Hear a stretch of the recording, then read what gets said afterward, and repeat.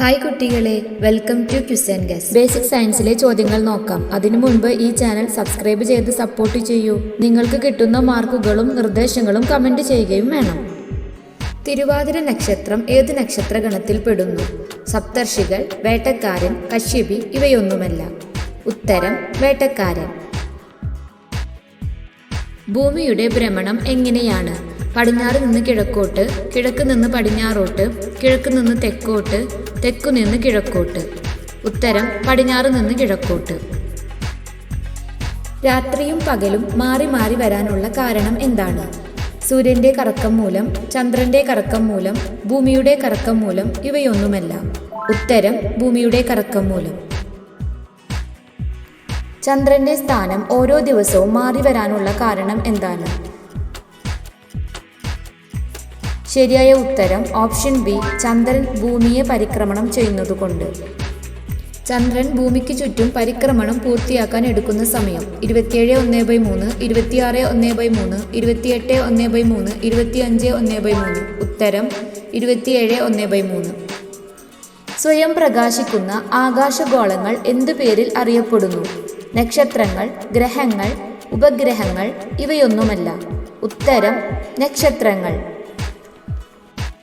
സൂര്യൻ കഴിഞ്ഞാൽ ഭൂമിയോട് ഏറ്റവും അടുത്ത് സ്ഥിതി ചെയ്യുന്ന നക്ഷത്രം? Alpha Centauri, Alpha Cassiopeia, beta Cassiopeia, gamma Cassiopeia. ഉത്തരം ആൽഫ സെന്റോറി. വേട്ടക്കാരന്റെ വലതു ചുമലിന്റെ സ്ഥാനത്ത് ചുവന്നു കാണുന്ന നക്ഷത്രം ഏത്? കശ്യപി, വൃശ്ചികം, ഹിയാഡസ്, തിരുവാതിര. ശരിയായ ഉത്തരം തിരുവാതിര. ചന്ദ്രൻ ഭൂമിയോട് ഏറ്റവും അടുത്തു വരുന്ന സമയത്തെ വിശേഷിപ്പിക്കുന്നത് എന്ത്? Blue moon, red moon, supermoon ഇവയൊന്നുമല്ല. ശരിയായ ഉത്തരം സൂപ്പർ മൂൺ. ഒക്ടോബർ മുതൽ ഡിസംബർ വരെ മാസങ്ങളിൽ സന്ധ്യാസമയത്ത് വടക്കൻ ആകാശത്ത് കാണുന്ന നക്ഷത്രം ഏത്? കശ്യപി, വൃശ്ചികം, തിരുവാതിര ഇവയൊന്നുമല്ല. ഉത്തരം കശ്യപി. വിത്ത് മുളക്കാൻ ആവശ്യമില്ലാത്തത് ഏത്? ജലം, വായു, അനുയോജ്യമായ താപനില, സൂര്യപ്രകാശം. ഇതിൽ ശരിയായ ഉത്തരം സൂര്യപ്രകാശം.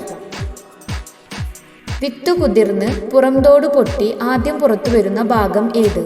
ബീജാന്നം, ബീജശീർഷം, ബീജമൂലം, ബീജപത്രം. ശരി ഉത്തരം ബീജമൂലം. ഇലയുണ്ടാകുന്നതുവരെ ചെടിക്കുള്ള ആഹാരം ലഭിക്കുന്നതെവിടെ നിന്ന്? ബീജാന്നം, ബീജശീർഷം, ബീജമൂലം, ബീജപത്രം. ഇതിൽ ശരി ഉത്തരം ബീജപത്രം. ഒരു ബീജപത്രം മാത്രമുള്ള സസ്യങ്ങളിൽ ഇലയുണ്ടാകുന്നതുവരെ സസ്യങ്ങൾക്കുള്ള ആഹാരം ലഭിക്കുന്നത് എവിടെ നിന്ന്? ബീജാന്നം, ബീജശീർഷം, ബീജമൂലം, ബീജപത്രം. ശരി ഉത്തരം ബീജാന്നം. വിത്തിലെ പ്രാഥമിക ഇലകൾ എന്നറിയപ്പെടുന്നത് ഏതാണ്? ബീജാന്നം, ബീജശീർഷം, ബീജമൂലം, ബീജപത്രം. തന്നിരിക്കുന്നവയിൽ ശരിയുത്തരം ബീജപത്രം. മണ്ണിനു പകരം പോഷകലായനിയിൽ സസ്യങ്ങൾ വളർത്തുന്ന രീതി? ടിഷ്യൂ കൾച്ചർ, ഹൈഡ്രോപോണിക്സ്, പ്യൂണികൾച്ചർ, പിസികൾച്ചർ. ശരിയുത്തരം ഓപ്ഷൻ ബി, ഹൈഡ്രോപോണിക്സ്. ഏകബീജ സസ്യത്തിന്റെ പ്രത്യേകത അല്ലാത്തത് ഏത്?